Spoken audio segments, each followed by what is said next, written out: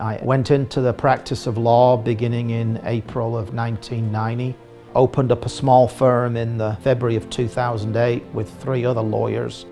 But I felt that I really wanted to do something more meaningful than what I was involved in at that particular time. I enjoyed practicing law, but I did not want that to be my legacy. I actually wanted to go into foreign relations and kind of make a difference in that realm. After I graduated, I actually applied to a few grad schools around the area, and I didn't get in initially, so I was a little bummed. My dreams kind of got shattered, and so God gave me a new vision and just opened my eyes to what kind of was already there.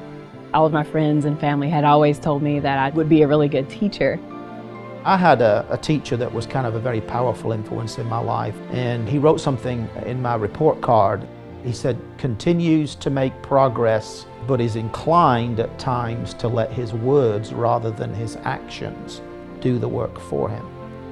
And that had kind of like a very profound impact on me at the time. And just kind of read it again 3-4 years ago, it was a turning point because, it's fine to talk about wanting to be a teacher, but there comes a time when, am I going to do this? Well, I've decided it was time to stop talking about it and time to get down and do it. When I started the program in June of 2014, I was still practicing law.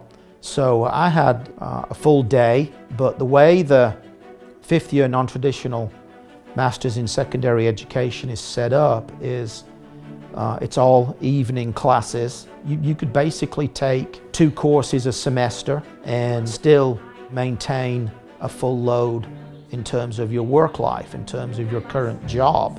Because my husband and I are actually going to be moving to Louisiana, there's a time frame that we have set, and so I wanted to do a program that was going to allow me to be finished and done in at least a year and a half. And so this program was it. Most programs take about 2 or 2.5 years to complete, and they are not flexible with your time, they're not flexible with your work schedule, but Samford does a really great job of doing that. One of our philosophies in our School of Education is that we believe that one of the best places for our students to learn are in schools, that they get that really authentic practice. It's a great opportunity just to be able to go to a clinical one day, and then the next day you have class in the evenings and you can reflect and go over some things that you may have done right, that you may have done wrong, and you're able to get that encouraging feedback from your professors. Secondary education is going to be the area where, to me, you can make the most difference, because a lot of them, may not be going into higher education, they may not be going into college, and so you get to help them figure out what it is that they've been gifted with and what it is that they desire to do. I would encourage, people that are wanting to make a career change, especially one, that's leading to, a qualification in education, in a teaching career.